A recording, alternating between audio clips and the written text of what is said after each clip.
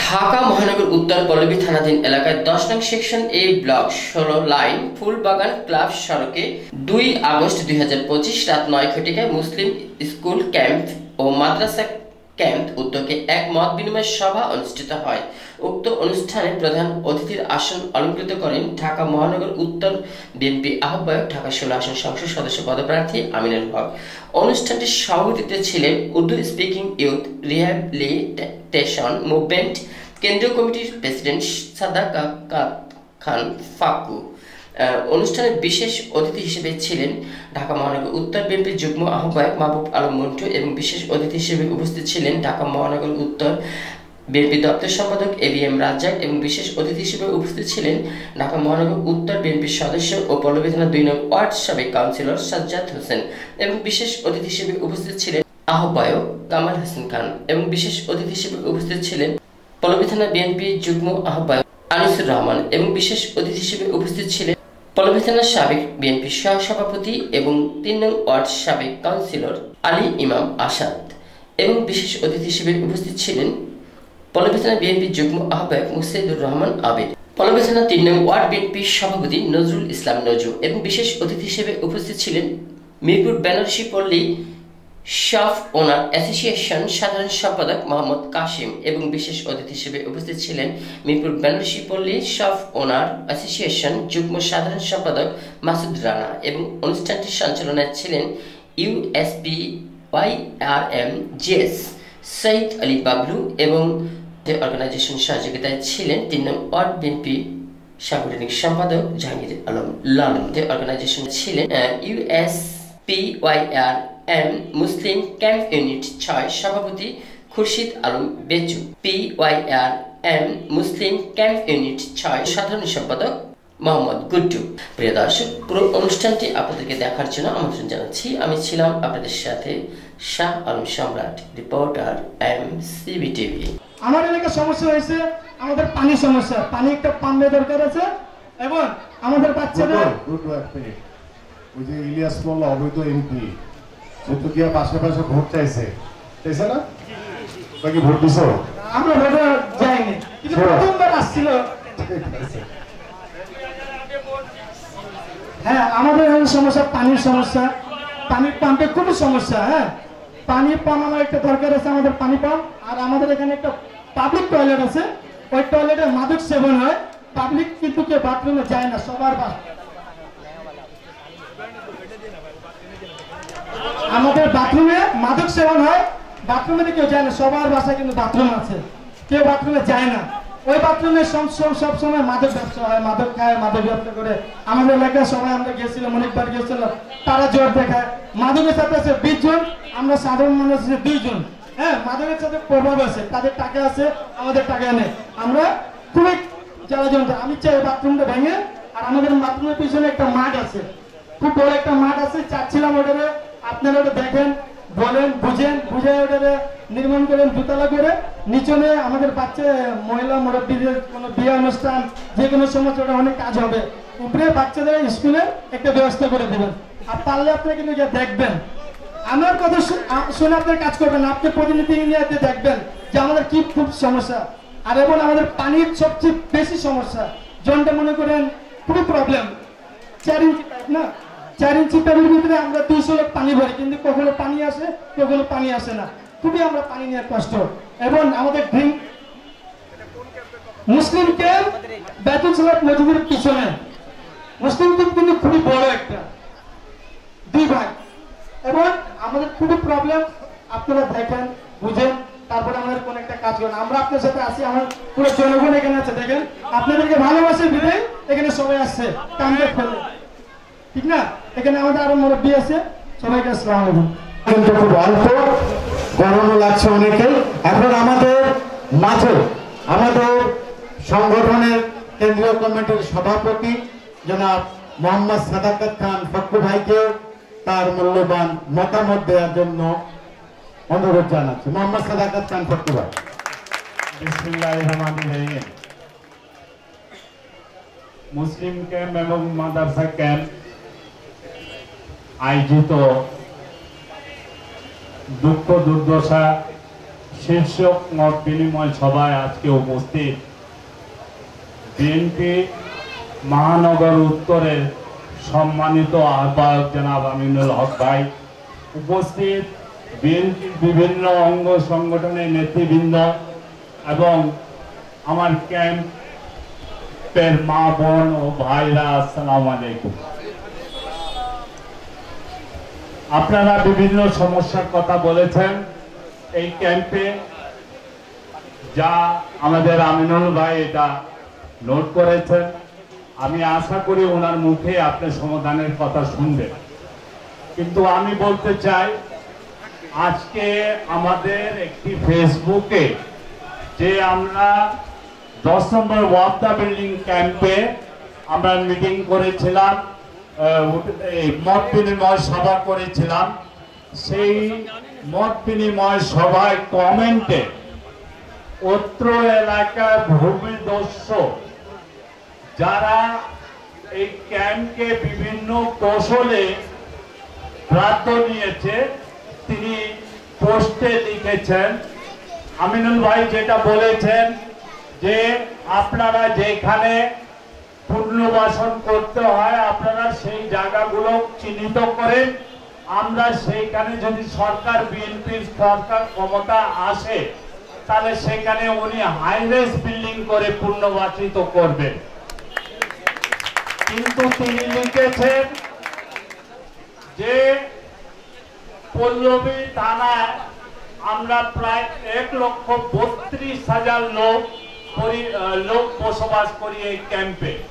তিনি বলছেন যে শুধু 10 নম্বর ওয়াফদা বিল্ডিং এ যে 6টা ক্যাম্প এবং 11 নম্বরে 4টি ওয়াফদা বিল্ডিং, সেইটাই ক্যাম্প, বাদ বাকি সেইগুলা আমরা যেখানে বসবাস করছি ক্যাম্পগুলোতে সেটা অবৈধ এবং সেই জায়গা হজিং মাটি ভরাট করেছিল, আমরা নাকি সেখানে দখল করে নিয়েছি। এই জন্য আমিনুল ভাই সহ বিএনপি উচ্চ পর্যায়ের লোকদের বিরুদ্ধে এবং আমাদের বিরুদ্ধে উনি হাইকোর্টে মামলা করবে অথবা আইনি নোটিশ পাঠাবে। আমি ওনাকে চ্যালেঞ্জ করতে বলতে চাই যে দখল আমরা করি নাই, দখল আপনারা করেছেন। আপনারা এই সমস্ত এলাকায় এখনো আছে, আপনারা দেখতে পারেন 6 নম্বর, 7 নম্বর এবং 8 নম্বর এই লাইনে শহীদ মিল্লাত ক্যাম্প রয়েছে। এই রোডে 2টি প্লট বিভিন্ন লোকের নামে চাঁদাবাজি মামলা দিয়ে আপনারা সেই প্লটকে জোর করে খালি করিয়েছেন। আজকেও আপনারা চেষ্টায় লিপ্ত আছেন এইখান থেকে আমাদেরকে উচ্ছেদ করে দিতে। আমরা বলতে চাই যে আমাদের ইচ্ছা নাই এই ক্যাম্পে এই মানবেতর জীবন যাপন করি। আমরা সবসময়ই বলে আসছি যে আমাদেরকে বাংলাদেশের আমরা নাগরিকত্ব পেয়েছি এবং বেগম খালেদা জিয়া উনি আমাদেরকে এই দেশে ভোটের অধিকার এবং জাতীয় পরিচয়পত্র ব্যারিস্টার রফিকুল ইসলাম মিয়ার মাধ্যমে, কোর্টের মাধ্যমে উনি আমাদেরকে দিয়েছেন। উনি স্পষ্ট ভাষায় চুটপট্টিতে বলেছিলেন যে একটা জিনিস আমি দিয়েছি, যদি বিএনপি ক্ষমতা আসে তাহলে আমার আশা আছে যে তোমাদেরকে আমরা এই দেশেই এইখানেই আমি পুনর্বাসন করব। আমি আশা করি যে এই কথাগুলো ফেসবুকে কমেন্টসে লিখেছেন তিনি এটা অনতি বিলম্বে প্রত্যাহার করবেন, নইলে আমরা আপনাদের বিরুদ্ধে মামলা দিতে বাধ্য থাকবো। এই বলেই আমি আমার বক্তব্য শেষ করছি। যেহেতু আমিনুল ভাইয়ের বিশেষ কাজ আছে, উনি চলে যাবেন। খোদা হাফেজ। বাংলাদেশ জিন্দাবাদ। বিসমিল্লাহির রহমানির রহিম।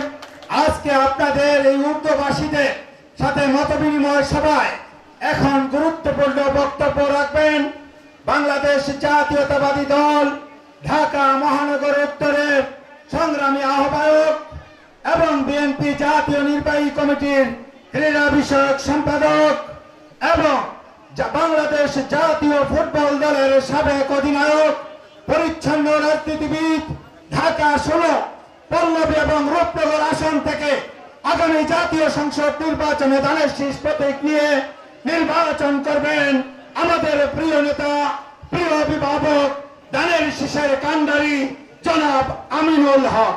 জননেতা জনাব আমিনুল হক এখন আপনাদের সামনে বক্তব্য রাখবেন। বিসমিল্লাহির রহমানির রহিম। আজকের এই মুসলিম স্কুল এবং মাদ্রাসা ক্যাম্প ইউনিটের 3 নম্বর ওয়ার্ডের আজকের এই মত বিনিময় সভার সম্মানিত সভাপতি জনাব সাদাকাত খান পাক্কু এবং আমাদের মাঝে উপস্থিত আমাদের ঢাকা মহানগর উত্তর বিএনপির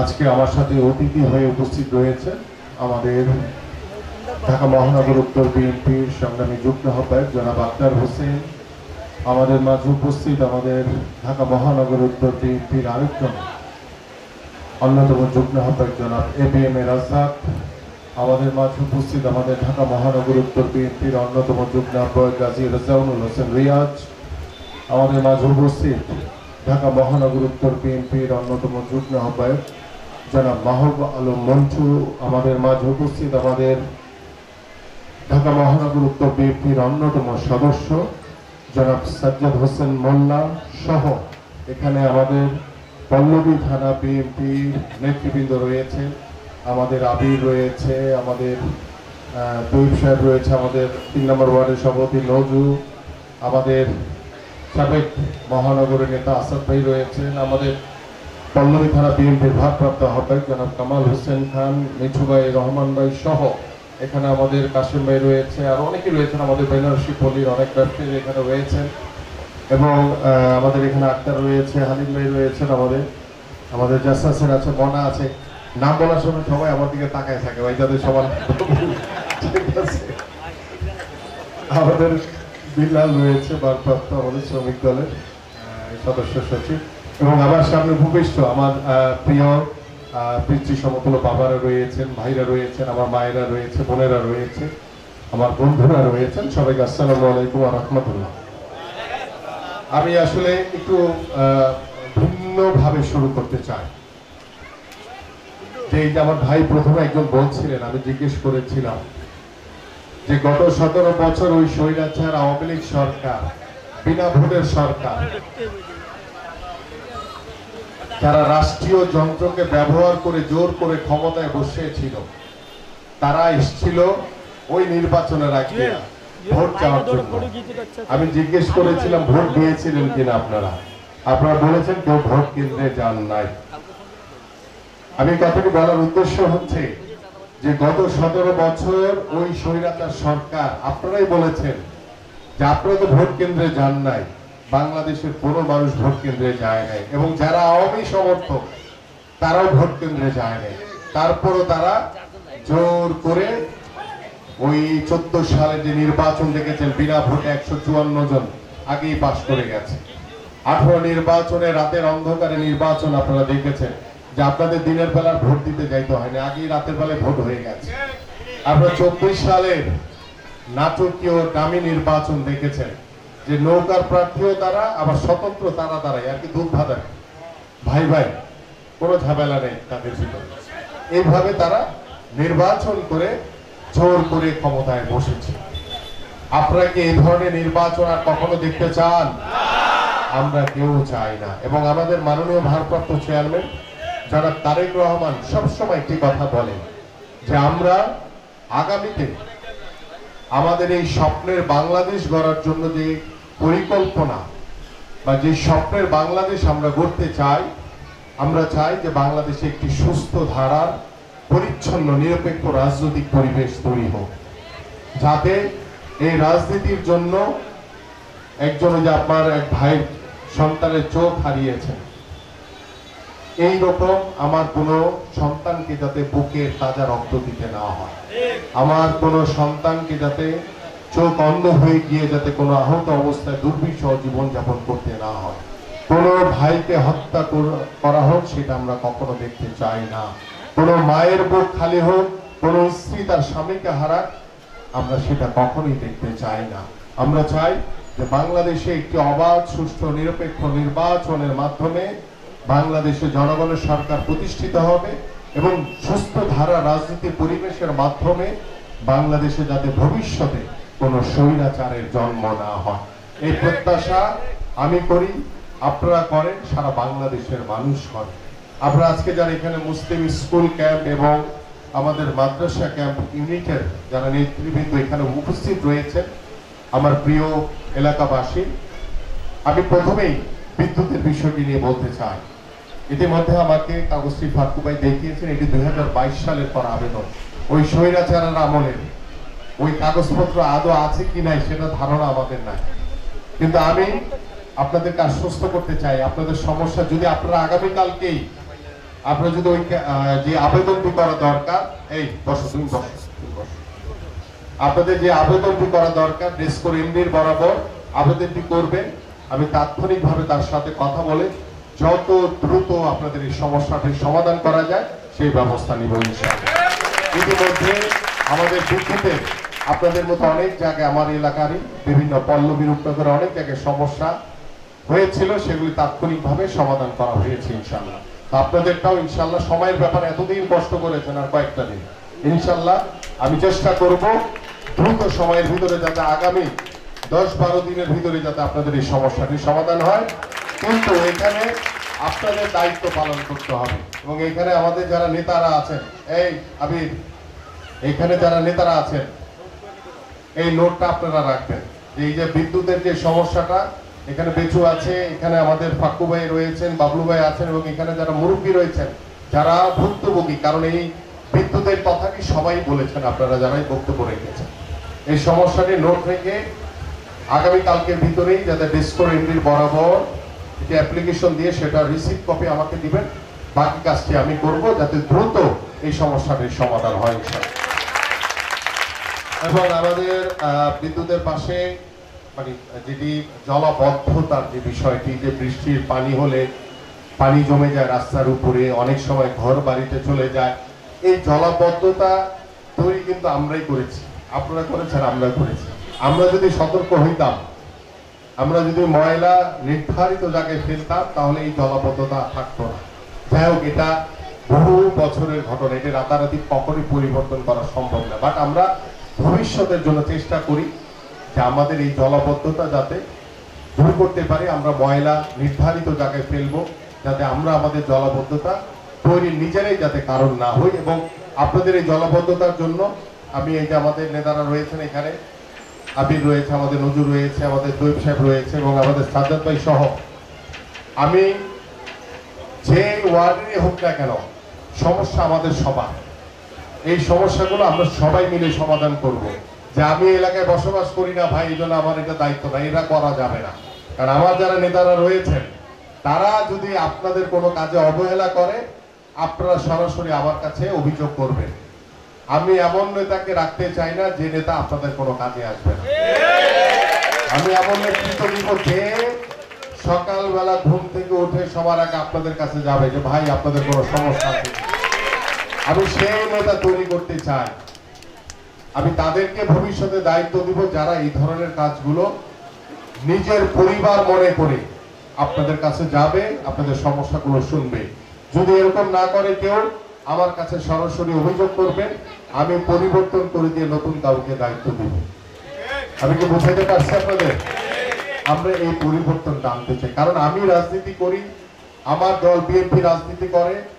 আমার মাননীয় ভারপ্রাপ্ত চেয়ারম্যান জনাব তারেক রহমান বলেছেন যে আমরা রাজনীতি করি জনগণের জন্য, আপনাদের কল্যাণের জন্য, আপনাদের উন্নয়নের জন্য। গত 17 বছর তো কেউ এসে আপনাদের সমস্যা শুনে নেই, শুনছে কোনোদিন? আমরা তো ক্ষমতায় নাই, আমরা ক্ষমতায় আছি নাই। আমরা একটি রাজনৈতিক দল হিসেবে আমাদের দায়িত্ববোধ, কর্তব্যবোধ থেকে আমরা আপনাদের কাছে এসেছি আপনাদের সমস্যাগুলো শোনার জন্য, এবং আমরা যে সমস্যাগুলো এখন তাৎক্ষণিকভাবে সমাধান করতে পারবো সেই সমস্যাটি সমাধান করে দিব।